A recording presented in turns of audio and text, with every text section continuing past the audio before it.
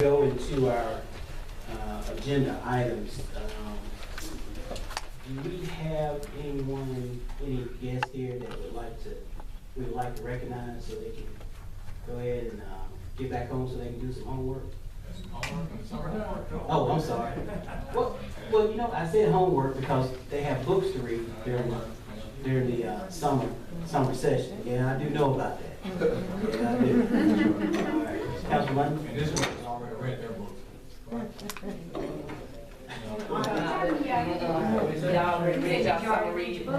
What we have, Mr. President, what we have is we have an Irondale youth baseball team. Stand up, guys. And 16 and under state champion. Irondale youth baseball.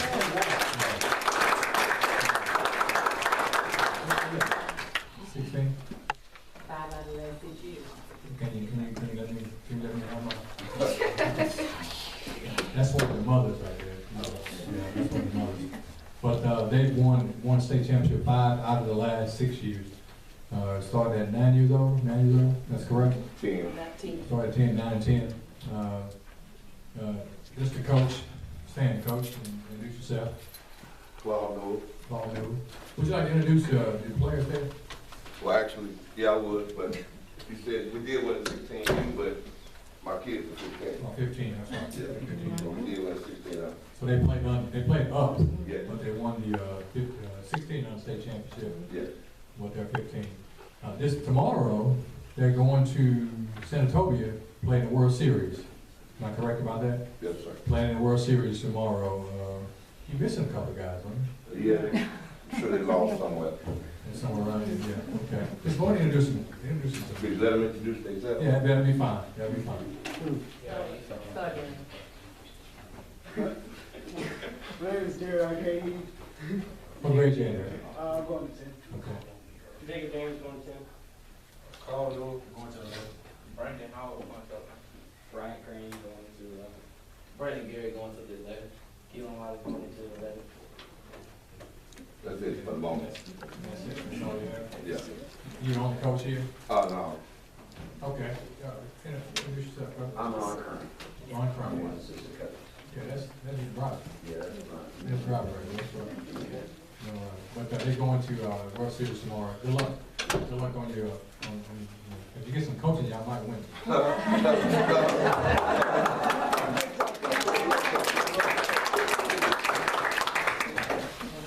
That's all I have. You go to practice now.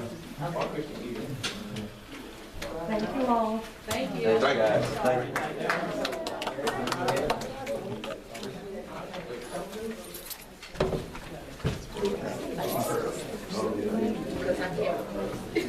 Need that more.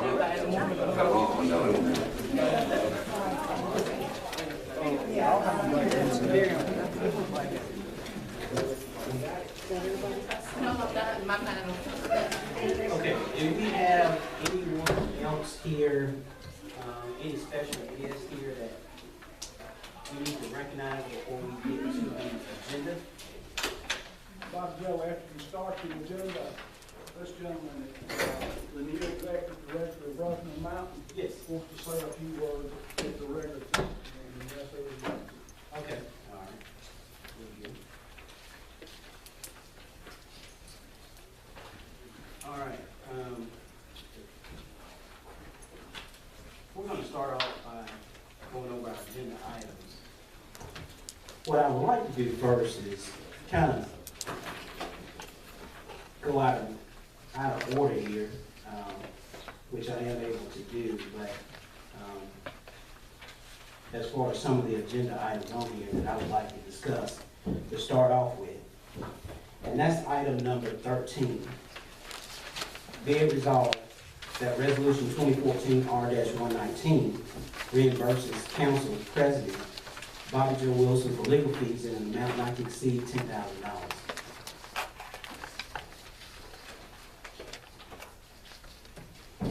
This particular resolution is up for discussion. Any questions, councilors? We'll start with any councilors first. Are you ready to discuss? Is the I'm able to discuss it now. Yes. Okay, we'll have our city attorney. Maybe it'd be helpful if I address the council. I've written each of them, we have a memorandum of what the law is in this area. We also have an email that I sent to Evans, who is the general counsel of the state ethics commission. I understand there was an issue that perhaps there was some advisory opinion that someone could verbally otherwise. When we talk to them about that, they don't do that. It's not outside the jurisdiction. And the council president is the one who's requesting reimbursement, so what would be appropriate, if you have a question for him, he cannot encourage, he's obviously requested this, the request has to come from him, but he cannot vote on it, he'll have to abstain. He cannot encourage you to take a position, but he can answer your questions forthright, and he can do that. Now, I noticed in the release there was non-disclosure agreement in there, and I asked him if he had distributed that to council. He said he had. You know, at the time that this occurred, I told the lawyers involved that this would perhaps be a public document, because I imagine that Councilor Wilson would be seeking reimbursement. So the law in this is pretty clear. If, and since 1978, in Alabama, the law has been that if an elected official, in their official capacity, is discharging their duties, and they have a problem that arises legal, civil or criminal, then they can be reimbursed by the municipality for their fees. If it's a civil action and they're sued, then that's commonplace. Happens all the time. When that occurs, give the city attorney, turn over the insurance carrier. So that's pretty easy. But when you have a criminal case, it's different. When you have a criminal case, you have to wait for the resolution of the case. You cannot pay legal fees unless the charges are dismissed or if the person is found not guilty. In this particular instance, this arises out of an event that happened that was only for City of Irondale employees and elected officials. It was paid for with funds raised through soft drink machines on city property. The only people that were there in their capacity as council members, mayor, and city employees. Spouses, significant others, and children, and the general public were excluded. No one from our office was there. Strictly a official function. During the course of that, a discussion, an argument, whatever occurred between the council president and an employee. Happened.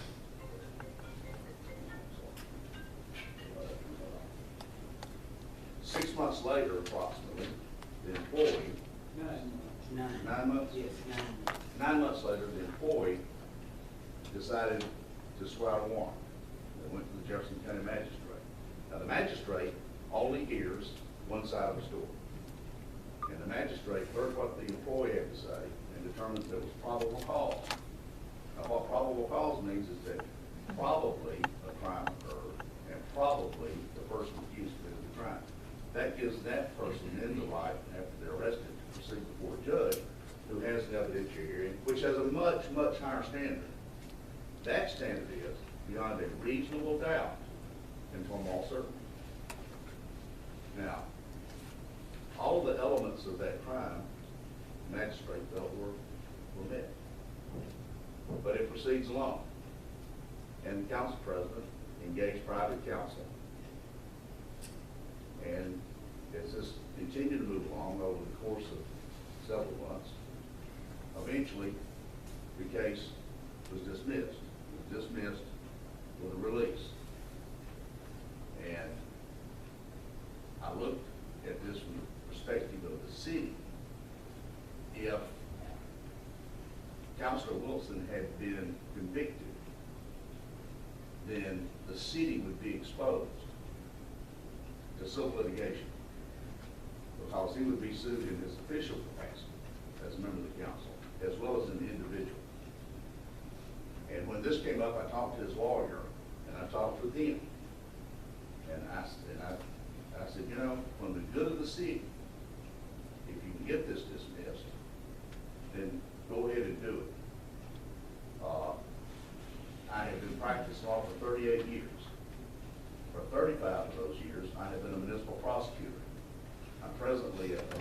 prosecutor of 4 different jurisdictions, including this one. I have seen a number of these cases, very familiar with this type of case. In my opinion, I told all the lawyers who were involved, I said, this is a very weak case. There was no psychological counseling for the victim, reported victim. There were no medical bills. There were no evidences of any injury. And it was basically a swearing contest. And if there was any touching, the burden of proof was on the state to prove that that touching was intentional. And that's a very, very heavy burden to carry when you don't have any physical injury in a harassment case. But Counselor Wilson accepted my advice to settle this, and he forewent the opportunity to have gone before the judge, had the case dismissed, and then pursue a civil action against the complaining party, the purported victim, to recoup the money that he paid. And he did that, I think, I can't speak for him, but I think that, I can tell you that I didn't insist on it, but I said, you know, this is really something that needs to be done. And Charlie, if it's I can not- say, it was from April until July, It took just that- a week ago, where I finally, It took that long for me to convince him that this was in the best interest, not in his best interest, but in the best interest of the city of Irondale. I fully believe that if they'd gone before the judge, he would have been acquitted. Then we'd gone in protracted litigation. And this is not your average harassment case. In this particular instance, we have these cases that come through this court. There'll be many of them this year and other cases. Rarely will you see the person's picture published in the newspaper, as it was here, or see it on the television, the news report. The counselor is in a management position with the Public Trade Corporation. And he forewent the opportunity to recover other damages as well as his legal fees because he's in the best interest of Irondale. And what needs to be determined for him to be guilty is that does this serve a corporate purpose? And I would suggest to you it does. The corporate purpose is that it kept the city from exposure. If he had hired no lawyer, and if you don't have a lawyer, you probably already be guilty, no matter what the fact is. Secondly, for the fees reasonable nature, I'm familiar with all lawyers' charges, but only the council can make that decision. I'll be glad to answer any questions that you have.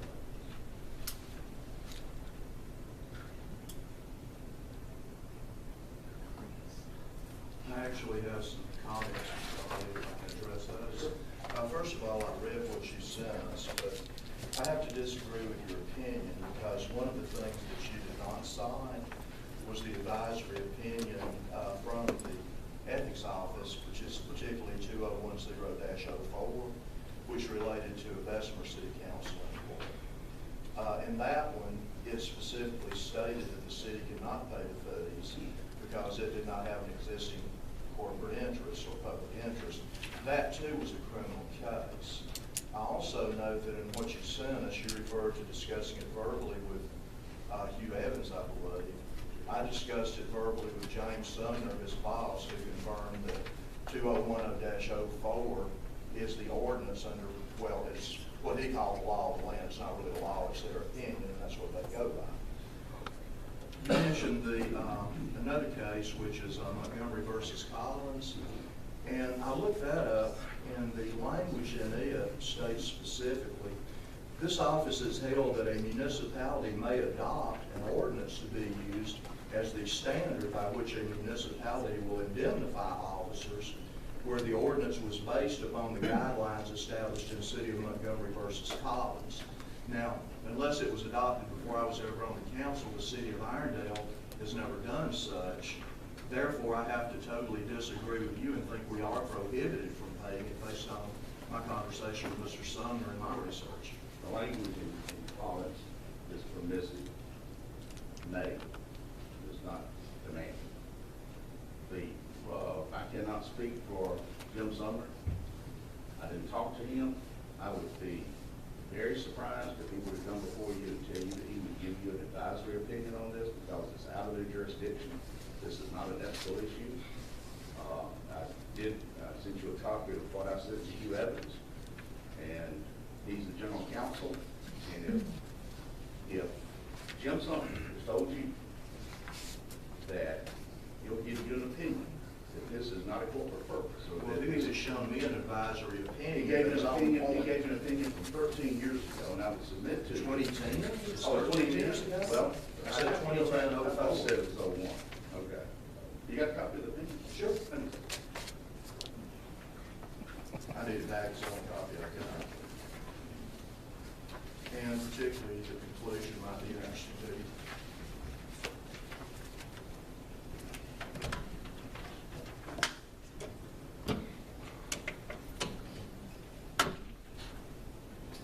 Okay, this is about violating ethics law, and they do measure advisory opinions on violations of ethics law. I don't need to read any further, I'd be glad to, but the beginning sentence says. See, we're gonna disagree because Mr. Sumner told me this does apply.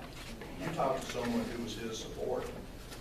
I talked to the person who has the legal responsibility of giving advice to the commission. I on believe legal Mr. matters. Sumner You talked is to an the- attorney, too. You talked to the executive director Who is an who attorney. He happens to be a lawyer, I grant you that, but he's not charged with responsibility of giving advice. It'd be as if we had a person other than Brandon here that is an attorney, but he's not here giving legal advice. That's my responsibility. Same thing goes with him. But let's start out with the first sentence. May the city of Vesper pay the legal fees incurred in the defense of the city council member's prosecution for having violated Alabama ethics law.